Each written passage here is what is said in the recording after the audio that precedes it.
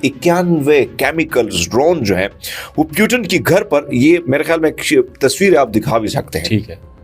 इन्होंने उनके घर पर यूक्रेन से जो है ये हमला कर दिया। पिछले दिनों ईरान और इसराइल जंग के हवाले से कई अफवाहें भी चल रही थी कि ईरान हो सकता है इसराइल पे पहले हमला करे। आप ये जंग कब तक होती देख रहे हैं और इस जंग का दायरा कार कितना वसी होगा? डॉन न्यूज ने कहा है कि 3500 सिपाही जो है पाकिस्तान के जाएंगे गाजा में। सारे फील्ड मार्शल की तारीफ है, यानी भुट्टो जमहूरियत गई भाड़ में। 2022 के रजीम चेंज के बाद पाकिस्तान के अंदर दहशतगर्दी में मजीद इजाफा हो गया। लेकिन अब ये खालिदा जिया के बेटे को टारगेट इसलिए कर रहे हैं क्योंकि ऐसा लग रहा है कि हुकूमत उनकी आने वाली है और जमात इस्लामी जो है वो मजहबी कार्ड के साथ साथ फिर इस किस्म के कार्ड भी खेली। साल 2023 से लेकर सिक्योरिटी फोर्सेस के लिए गुज़श्ता कई साल बड़े खौफनाक रहे। एक्सटेंशन की खारिश ने आपको कहां से कहां मुल्क को तबाह कर दे। अस्सलाम वालेकुम, हरमीत सिंह के साथ हुज़ैफा शहसवार आपसे मुखातिब हूँ। सबसे पहले आलमी मंजरनामे के हवाले से हरमीत सिंह बात करते हैं। डोनाल्ड ट्रंप ने बहुत बड़ी धमकी दी है जी। एक सदर पर, इंतहाई मारूफ सदर पर हमला हो चुका है और एक वजीर आजम की डेथ हो गई है। क्या तफसीलात हैं? देखिए, सबसे पहले बात करते हैं इस हमले के हवाले से, क्योंकि जाहिर बात है कि एक प्रेसिडेंट पर हमला होना ये बहुत बड़ी बात है। अब इसको दुनिया आलमी खबरनामा जो है या मंजरनामा जो है, खबरनामा इसलिए कह रहा हूँ कि मुख्तलिफ ऐसे इदारे जो मगरबी दुनिया के बयानी को आगे परवान चढ़ाते हैं वो बिल्कुल खामोश हैं। लेकिन ये मामला जो आया हुआ है ये आप देखें कि रूस जिस तरीके से एक अकेली जंग लड़ रहा है वो आपके सामने है, यानी पूरा मगरिब और एक अकेला रूस उन पर भारी है। अब आपको पता है कि परसों मैंने और आपने खबर दी थी कि बरतानिया अब सोच विचार कर रहा है कि रूस तो हमारे दहलीज पर पहुंच चुका है। अब इतनी बड़ी गलती आप देखें, अमेरिका या मगरिब, इसका ग्राफ एतमाद के क्यों गिर रहा है? उसकी वजूहात है। उसकी वजूहात ये हैं कि जब भी इन्होंने बातचीत का मामला शुरू किया, आपको याद होगा इन्होंने कतर में जब रेजिस्टेंस की एक तंजीम के साथ इन्होंने राब्ता शुरू किया और फिर उन्होंने जाके, यानी पहले बात हो रही थी मफाहमत की, टेबल टॉक की, और इन्होंने जाके वहां पर अटैक कर दिया, हमास के कुछ लोगों को शहीद किया गया। अब मामला यह है कि रूस के साथ एक तरफ तो ये कह रहे हैं कि हम बात कर रहे हैं, यानी बातचीत से मामला चल रहा है, लेकिन उसी जानिब ये जाके इतनी गलती कर रहे थे कि आपको ये भी याद होगा कि ईरान के साथ बातचीत हो रही थी और अचानक अमेरिका ने हमला कर दिया था। अब ये मामला जो है ना, अब आप देखें कि ये कहा जा रहा है कि यानी इन्होंने क्या किया, रूस को बिजी कर दिया मुज़ाकरात में। लेकिन रूस वाले बड़े तगड़े हैं, उनके इंटेलिजेंस, उनकी सारी चीजें, वो बड़े आगे की सोच रखने वाले। उन्होंने जितना बड़ा पंगा लिया है ना हुज़ैफा, उसकी वजूहात है कि उनको पता है, सूझबूझ, उनको समझ है। अब उनको उनकी तैयारी पक्की थी। इन्होंने क्या किया, मेरे पास जो खबर आई वो 91 केमिकल्स ड्रोन जो है वो प्यूटन की घर पर, ये मेरे ख्याल में तस्वीर आप दिखा भी सकते हैं। ठीक है। इन्होंने उनके घर पर यूक्रेन से जो है ये हमला कर दिया। लेकिन रूस की तैयारी, जिस तरह मैंने बात की कि मुकम्मल थी, तो रूसी एयर डिफेंस ने सारे ड्रोन्स जो हैं उसको हवा में तबाह कर दिए। अब ट्रम्प जो है वो एक तरफ वो कहते हैं कि यूक्रेन ने जलील हरकत की है, उसे पता नहीं था, जबकि ये मुमकिन ही नहीं है दोस्तों। यानी मैं अब नाज़रीन को भी ये कहूँ कि यार देखो, डोनाल्ड ट्रम्प ड्रामा कर रहा है, टोटली ड्रामा। सारी पीछ बेक पे कौन है आपको पता है, मगरिब, अमेरिका। अब ये हमला हो नहीं सकता है कि डोनाल्ड ट्रंप के कहने पर ना हुआ हो, लेकिन अब डोनाल्ड ट्रंप इनकारी है कि भाई साहब ये तो। लेकिन आप देखें कि अल्लाह ने उनको बचाया है, प्यूटन को, और प्यूटन के खौफ है मगरबी दुनिया में, और उस खौफ में वो जी रहे हैं, न जी रहे हैं, सिसक के जी रहे हैं। इससे और बड़ी बात मैं क्या कहूँ। अच्छा, अब दूसरी खबर के हवाले से बात करते हैं। ईरान और इसराइल जंग की डोनाल्ड ट्रंप ने धमकियां भी दी हैं कि अगर गजा फौज ना भेजी गई, जो गजा पीस फौज के बनाई जा रही है, तो आप क्या देखते हैं कि पिछले दिनों ईरान और इसराइल जंग के हवाले से कई अफवाहें भी चल रही थी कि ईरान हो सकता है इसराइल पे पहले हमला करे। आप ये जंग कब तक होती देख रहे हैं और इस जंग का दायरा कार कितना वसी होगा? देखिए, एक बात तो कल डोनाल्ड ट्रंप साहब और इसराइल के जो वज़ीर आज़म हैं नेतन्याहू, उनकी मुलाकात होती है। अब आप देखिए, नेतन्याहू जिस तरीके से वो ट्रंप की खुशामदियाँ कर रहे थे, जिस तरह हमारे शहबाज शरीफ साहब करते हैं।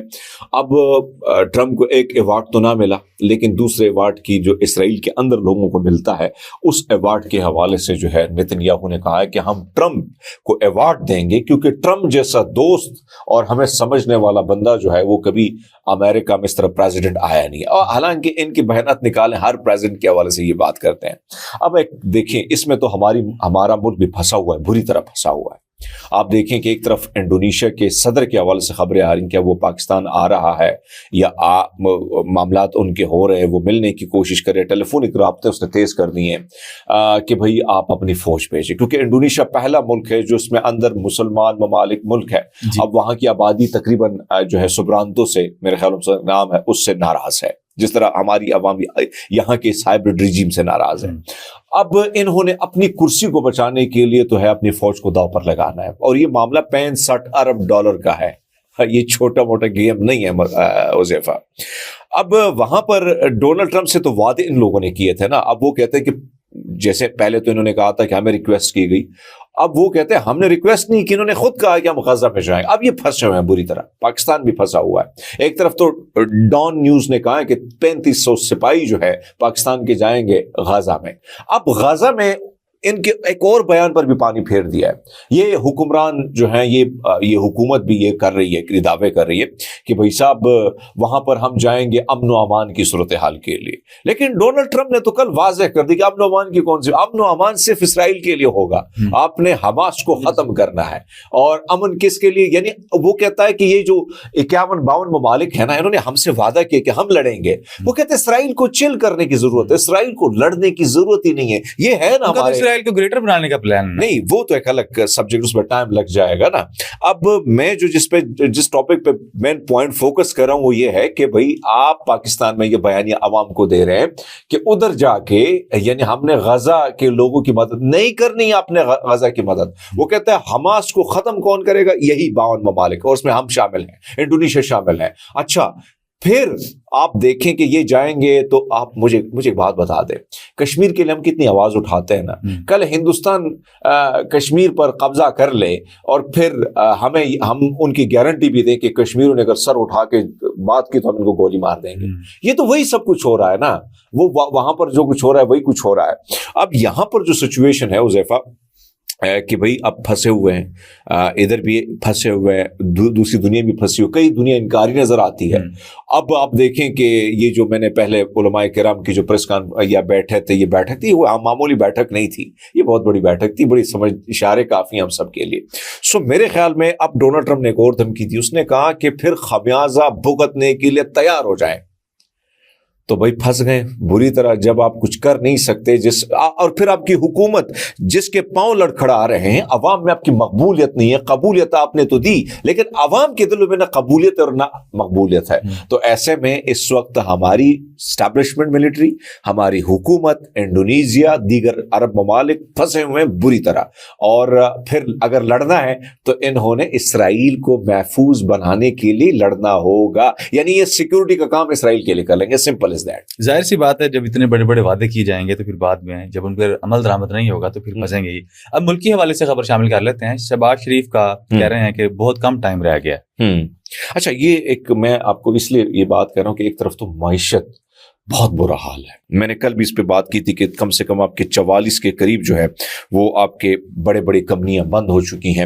اور ابھی اگر ہم دیکھیں 2022 سے اب تک 25 غیر ملکی کمپنیاں پاکستان سے کاروبار مکمل لپیٹ کر اور اپنا شیئر بیچ چکی ہیں اور اپنے آپریشن میں یا تو کمی لا چکے ہیں. 2025 میں اب تک 5 غیر ملکی کمپنیاں جو ہیں وہ پاکستان سے جا چکی ہیں. کمپنیوں کا تعلق جو ہے energy, pharmaceutical, engineering, chemical, transport, I T, telecommunication کے سیکٹر سے تھی. یہ ڈان نیوز کی خبر ہے کیونکہ خبر ان کی ہے.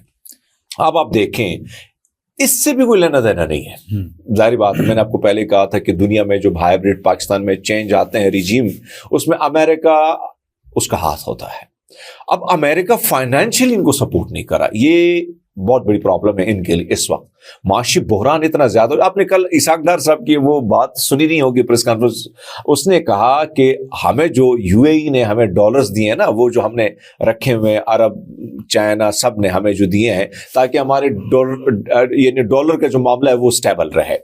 اب یو اے ای کو ہم سے پرابلم ہو گئی, اب وہ خوفزدہ ہے کیونکہ جو چیزیں ہو رہی ہیں. اب وہ کہہ رہے ہیں کہ ہمیں شیئرز دے دو, ہمیں شیئرز دے دو فوجی فرٹیلائزیشنز میں. یعنی ان کو پتہ ہے کہ پاکستان میں سب سے کامیاب ترین بزنس ان فوجی فرٹیلائزیشن کا ہے. پورا پاکستان ٹھپ گیا لیکن یہ والی کمپنی ٹھپتی نہیں ہے. سو ابھی آپ دیکھیں وہ شیئر لیں گے تو یعنی اس سے تو نقصان آپ کے ڈالر کو ہو رہا ہے. ایک طرف تو یہ پرابلم ہے, لیکن آپ کو جو میں بات کروں کہ مین کیا پرابلم ہے, مین پرابلم یہ ہے کہ عوام یہ کہتے ہیں کہ قومی حکومت بنائے.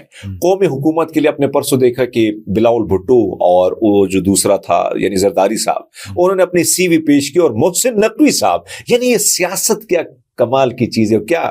کیا کیا آپ کو پاپڑ نہیں بیلنے پڑتے. یہ جو محسن نقوی صاحب ہے نا, یہ ہم جب جاتے تھے کورٹ رپورٹنگ کے لیے باہر دروازے میں بیٹھے ہوتے تھے, زرداری سر السلام علیکم سر. کل زرداری صاحب پرسوں نے گڑی خدا بخش میں اس کو سٹیج پر بٹھایا اور وہاں پر سی وی پیش کی جا رہی تھی. سارے فیلڈ مارشل کی تعریفیں, یعنی بھٹو جمہوریت گئی بھاڑ میں. شہادت بینظیر بھٹو صاحبہ کی بھی, اس کو بھی خاطر نہیں آیا. شہادت کے حوالے سے تو ڈسکشن ہو رہی ہے ساری فیلڈ مارشل کو, کیونکہ اب مقابلہ چل رہا ہے, ادھر شہباز سپیڈ ہے, وہاں پر زرداری سپیڈ ہے, اب بلاول بھی اسی سپیڈ میں آ گیا. تو میرے پاس مجھے ایسا لگتا ہے کہ اب معاملہ جو ہے سنبھل نہیں پا رہا ہے. تو اس سہیل وڑائی صاحب نے بھی کوئی اشارہ دیا ہے, لیکن مجھے دو بندوں پہ شک ہے. اگر بلاول بھٹو کو یعنی انہوں نے بولا ہے کہ ایک نئے بوائے نا, تو اٹس مین کہ گرلز ہے تو معاملہ نکل گیا. مریم نواز صاحب, اب آپ دیکھیں آصف منیر صاحب کی بیٹی کی جو شادی ہوئی ہے اس میں ان دونوں کو نہیں بلایا گیا. مجھے ایسا لگتا ہے, شاید غلط ہوں میں, لیکن وہ نواز شریف صاحب اور مریم نواز صاحب دبئی چلے گئے کہ ہم نے کارڈ بانٹنے ہیں. حالانکہ ہمارے یہاں رواج کارڈ بانٹنے کا ہوتا ہے نا, وہ جو گاؤں کا کوئی میراثی ہوتا ہے اس کو ہم کارڈ دیتے ہیں, یار آپ یہ بانٹ لینا, یہ ایسا ہی ہوتا ہے. لیکن نواز شریف صاحب 3 دفعہ وزیر اعظم رہ چکے, وہ کارڈ بانٹنے کے لیے دبئی گئے. اب آپ دیکھیں وہاں پر ملاقات کا نہ ہونا, بہت ساری چیزیں ہیں جو اس وقت کشمکش میں چل رہی ہے. لیکن سمپل میں یہ کہوں گا کہ مسئلہ یہ کہ غزہ میں فوج بھیجنی ہے, اور اس کے لیے شاید ایکسیپٹیبل اگر کوئی ہوگا تو مجھے ایسا لگتا ہے کہ شاید وہ یا تو محسن نقوی سے یہ کام لیں گے اور یا بلاول بھٹو سے, کیونکہ نون لیگ کے اندر کچھ چیزوں کے حوالے سے نا, غزہ فوج بھیجنے کے حوالے سے نا اب ہم پایا جاتا ہے. 2022 کے رجیم چینج کے بعد پاکستان کے اندر دہشت گردی میں مزید اضافہ ہو گیا, تو اس کے حوالے سے کیا تفصیلات ہیں دہشت گردی کے؟ دیکھیے جی, آپ دیکھیں نا کہ ان لوگوں نے نہ دہشت گردی کنٹرول کی نہ کچھ اور کی. ابھی جب سے یہ آئے ہیں بڑے بڑے دعوے ہو رہے تھے. ہمارے ایک D G S P R صاحب تھے, بابر ستار صاحب تھے, افتخار صاحب تھے, انہوں نے کہا کہ دیکھو اسٹاک ایکسچینج کہاں چلی گئی ہے جیسے ہی حکومت گری.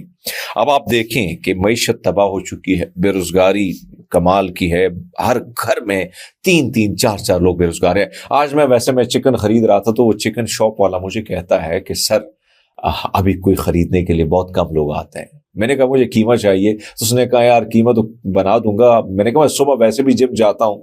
تو اس نے کہا کہ نہیں سر, بات یہ ہے کہ آپ جس ٹائم بھی آ جائیں, کیونکہ اس طرح اب ہم پہ رش نہیں ہوتی. تو میں نے پوچھا کیا ہو جائے, کہتے سر لوگوں کے پاس پیسے نہیں. تو یہ حالات ہیں. بہرحال آپ نے سیکیورٹی کی بات کی, یہ جو مسلط رجیم ہے اس میں ملک میں امن و امان کو کنٹرول کرنے کے حوالے سے بری طرح ناکام ہو گیا. سال 2023 سے لے کر سیکیورٹی فورسز کے لیے گزشتہ کئی سال بڑے خوفناک رہے, بڑے خوفناک. اور اس وقت سب سے زیادہ شہادتیں بھی ہمارے فوجی بھائیوں کی, سیکیورٹی اہلکار کی, پولیس کی, سویلین کی. یہ ہمارے لوگ ہیں نا, بالکل ہمارے لیے لڑتے ہیں, تو ان کی ہوئی ہے. لیکن غلط پالیسیوں کی وجہ سے یہ بیچارے اپنی جان سے چلے جاتے ہیں. اور کہا یہ جا رہا ہے کہ 2024 میں سب سے برا حال رہا, اور 2025 میں بھی سیکیورٹی فورسز بھی نشانہ بنائے جانے کے واقعات میں کمی نہیں آ سکی ہے. لیکن اب میں پھر آؤں گا, پھر میں کہوں گا کہ کھرک نہ ہوتی انسان کو, آپ کو خارش نہ ہو نا کئی جگہ پہ. ایکسٹینشن کی خارش نے آپ کو کہاں سے کہاں ملک کو تباہ کر دے. باجو صاحب کو خارش تھی کہ کھرک ہے, میں نے کھرک, یعنی یہ جگہ خارش نہیں کر رہا, میں کہہ رہا ہوں نہیں خارش کھرکانی ہے اس کو, تو آپ نے کر دیا. آپ نے اپنی ایکسٹینشن کے لیے پورا ملک داؤ پہ لگا دیا. عمران خان کے دور میں ذرا جاتے ہیں, سال 2018 سے 2022 تک 3 سال کا وقت تھا. ایک نئی نویلی حکومت آئی تھی جس کا کوئی ایکسپیرینس نہیں تھا, لیکن اس کے باوجود آپ معیشت کے اعداد و شمار نکالے, آپ دہشت گردی کے نکالے, ہر چیز میں اس بندے نے ملک کو بڑے پازیٹیو ویسے لے کے کیا. تو اس میں دہشت گردی کی یعنی پاکستان سب سے محفوظ ترین ان 2-3 سالوں میں رہا ہے. بنگلہ دیش کے حوالے سے خبر شامل کر لیتے ہیں. بنگلہ دیش کی بات کریں تو خالدہ ضیاء انتقال کر گئی ہیں. بنگلہ دیش میں سیاسی کشمکش بھی ہے, مستقبل کیا ہے؟ یا دیکھیں بنگلہ دیش میں اس وقت بہت ایجنسیز کام کر رہی ہیں, دنیا بھر کی کار رہی ہے, ہم لوگ بھی تھوڑے سے ہیں ادھر, اور بھی ہیں. خالدہ ضیاء کے के हवाले से आपको पता है इसने 2 बार वज़ीर आज़म रही हैं। फिर इनके जो हस्बैंड थे यानी मेजर जनरल ज़ियाउर रहमान, उन्होंने भी इख्तिदार संभाला था जिस तरीके से। फिर उन्होंने एक BNP पार्टी थी, बांग्लादेश नेशनल, कोई इस तरह की नेशनलिस्ट पार्टी थी, उसकी बुनियाद रखी थी। और जब आपको याद होगा उसके बाद यानी मेरे ख्याल में 1975 को हुआ था या 15 अगस्त 1975 को शेख मुजीबुर रहमान को जो है शहीद किया गया था। मैं शहीद कहूँगा, बेगुनाह था। तो उसके बाद फिर हालात बड़े ख़राब थे, लेकिन इसने फ़ायदा उठा दिया और इसने एक पार्टी बना दी और ये कुछ फौजी हज़रातों के साथ मुसल्लत होकर इन्होंने पूरा सिस्टम चेंज किया। बहरहाल मैं इनके बारे में कहूँ, वाकई में खालिदा ज़िया साहिबा 2 दफ़ा वज़ीर आज़म बांग्लादेश की रही है, पहली खातून वज़ीर आज़म, फिर तवील अलादत में रही है, जेलें काटी बड़ा। लेकिन एक चीज़ जो नज़ारा इनको शायद रब ने दिखाना था, इन पर भी बड़ा जुल्म हुआ है, ज़्यादती हुई है। जब इनके बेटे आए परसों और आपने वो जमे गफीर देखा था, मेरे ख्याल में अगर तस्वीर है तो आप दिखा देना इनकी, कि इतने लोग थे कि हर तरफ सरी सर नजर आ रहे थे। अब एक और चीज़ मैं आपके सामने, इलेक्शन होने जा रहे हैं करीब फरवरी में। अब जमात इस्लामी जो है वो वहां पर भी ना एक कोशिश कर रही है काट खेलने की, और वो कह रही है कि देखिए इनका बेटा, मतलब जब मुल्क में हालात थे तो हम लड़े थे, हम लोग ने लड़ाई लड़ी और तख्ता पलटा। और अब वो ये बयानिया, मजहबी बयानिया कार्ड भी खेला जा रहा है। जाहिर बात है हम पाकिस्तानी, बांग्लादेशी इन चीज़ों में बड़ा खुश भी होते हैं, जज्बाती तो हैं हम। अब मामला ये है कि मुझे बताएं जमात इस्लामी जो है इसने अब तक क्या किया है।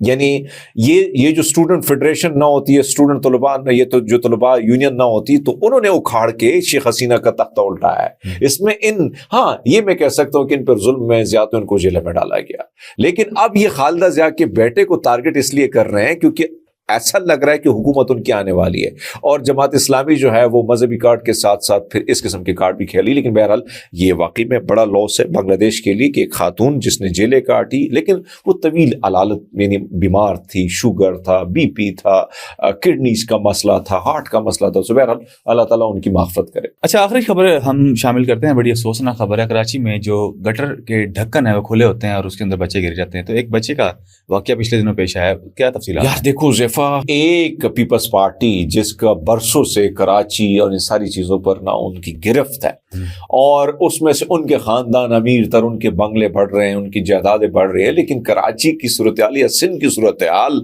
ओवरऑल अगर आप जाए ना, वहां पे हालात बड़े चेंज है, बड़े हालात खराब है।